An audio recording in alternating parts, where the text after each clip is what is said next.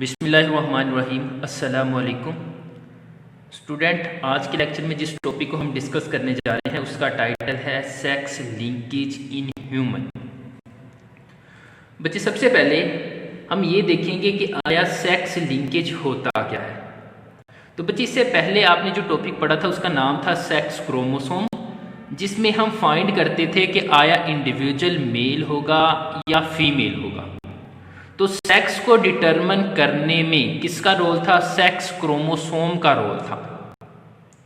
तो इसी तरह हम किसी भी सेक्स को सेक्स क्रोमोसोम से इंडिकेट करेंगे। तो हमारे पास एक पेयर जो होता है 23 आउट ऑफ 23 पेयर में से जो 1 पेयर होता है वो होता है बच्चे सेक्स क्रोमोसोम का। फीमेल के अंदर वो क्रोमोसोम का जो पेयर होता है वो XX की फॉर्म में होता है और मेल के अंदर वो पेयर होता है वो XY की फॉर्म में है। तो इसका मतलब ये हुआ कि सेक्स के साथ कोई चीज है जो अटैच हुई है।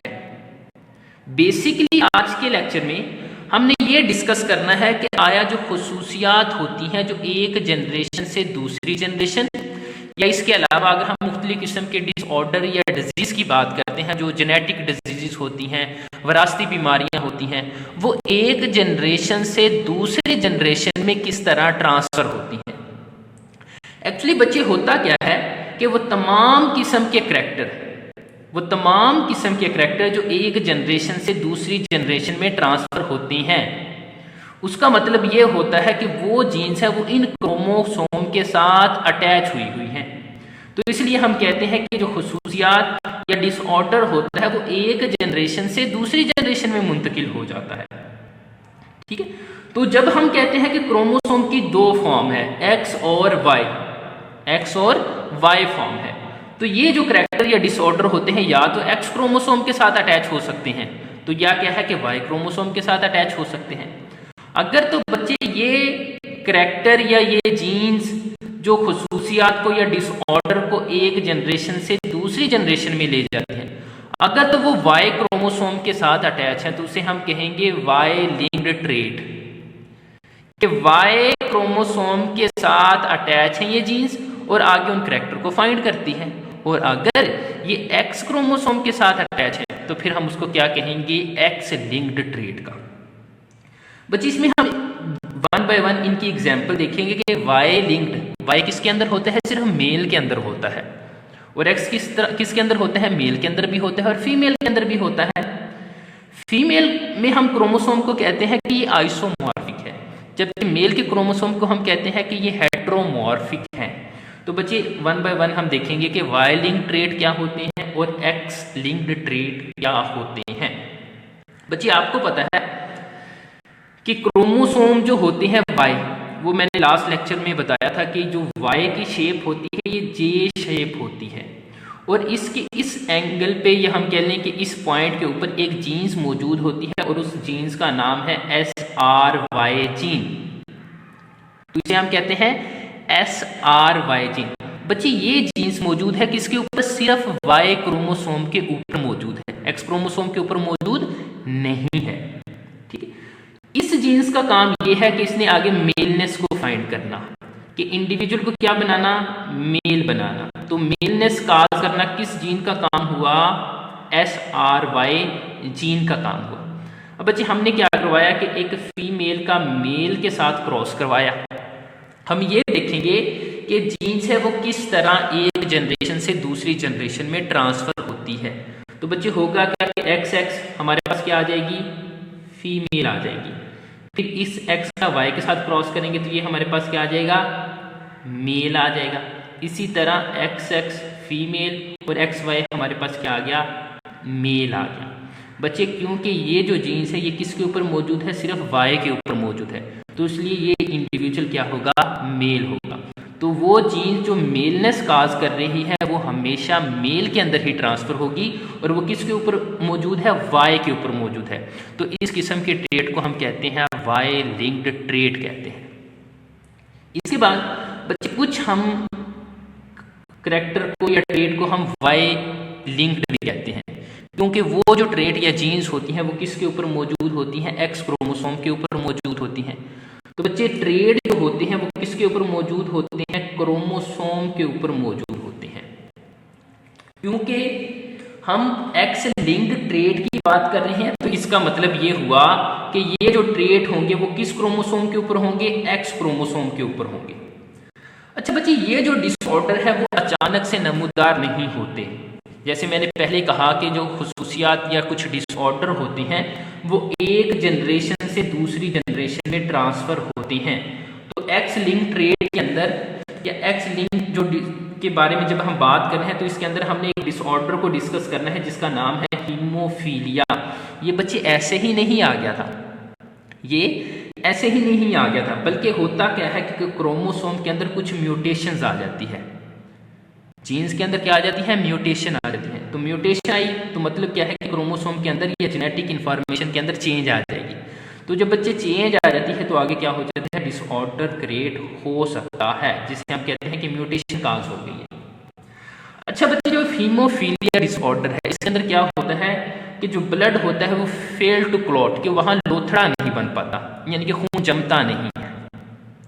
उसकी रीजन क्या होती है बच्चे? आपको पता है कि ब्लड के अंदर ब्लड क्लोटिंग प्रोटीन्स होती हैं।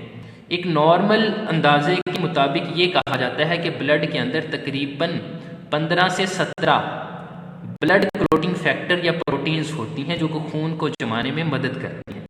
अब बच्चे, ऐसे पर्सन जिसको हीमोफीलिया होगा, जब उन्हें कोई छोटा सा जख्म भी लग जाएगा वहां से ब्लीडिंग कंटिन्यूसली होती रहेगी, कि खून है वो वहाँ नहीं जमेगा और कंटिन्यूसली वहाँ से ब्लीडिंग होती रहेगी। बच्चे, इसके नतीजे में क्या होगा कि बॉडी का काफ़ी ज़्यादा ब्लड है वो लॉस हो जाएगा और डेथ होने के चांसेस हैं वो बढ़ जाते हैं। बच्चे, ये क्या है, एक जेनेटिक डिसऑर्डर है और ये रिसेसिव जीन्स की वजह से होता है। अब रिसेसिव जीन्स का आपको पता होगा, मिसाल के तौर पर ये हमारे पास कैपिटल एच और स्मॉल एच, ये हेट्रोजाइगस कंडीशन है। बच्चे में इसमें जो कैपिटल एच है ये हमारे पास डोमिनेंट कंडीशन है और ये जो स्मॉल एच है ये हमारे पास क्या है, रिसेसिव कंडीशन है। तो ये जो हीमोफीलिया डिसऑर्डर होता है ये रिसेसिव जीन्स की वजह से एक जनरेशन से दूसरी जनरेशन में ट्रांसफर होता है। अब बच्चे, यहाँ कुछ हमारे पास एग्जाम्पल है जिसमें हम देखेंगे किस इंडिविजुअल के अंदर हीमोफीलिया डिसऑर्डर होगा और किसके अंदर नहीं होगा। बच्चे, यहाँ मैंने कुछ कंडीशंस लिखी हैं। XX मतलब क्या है कि ये फीमेल है। बच्चे, अगर इनके ऊपर कंडीशन कैपिटल H हो तो इसका मतलब ये है कि ये जो फीमेल होगी वो क्या होगी, नॉर्मल होगी, इसके अंदर हीमोफीलिया काज नहीं होगा, नॉर्मल होगी। अगर बच्चे इधर कंडीशन कैपिटल H और स्मॉल h हो जाए, इस क्रोमोसोम पे कैपिटल H की बजाय स्मॉल h भी आ जाता है तो भी क्या होगा कि ये नॉर्मल ही होगा। तो क्या है, ये नॉर्मल ही होगा। हाँ, अगर कंडीशन हमारे पास इस तरह आ जाती है, होमोजाइगस रिसेसिव कंडीशन आ जाती है, स्मॉल h और स्मॉल h, तो यहाँ जीन खुद को एक्सप्रेस करेंगी और उस फीमेल के अंदर क्या होगा, हीमोफीलिया डिसऑर्डर है वो डिवेल्प हो जाएगा, हीमोफीलिया डिसऑर्डर है वो डिवेल्प हो जाएगा। इसी तरह हमने मेल की बात की है। अगर तो बच्चे, मेल के अंदर कौन से क्रोमोसोम होते हैं, XY होते हैं। अगर बच्चे X के ऊपर अलील है वो कैपिटल H है तो इसका मतलब ये है कि ये इंडिविजुअल क्या होगा, नॉर्मल होगा, इसके अंदर हीमोफीलिया डिवेल्प नहीं होगा। अगर X के ऊपर जो जीन्स रिसेसिव फॉर्म में है, स्मॉल h है, तो बच्चे ये क्या होगा, हीमोफिलिक मेल होगा। तो इनका ब्लड क्या होता है कि क्लॉट या जमता नहीं है।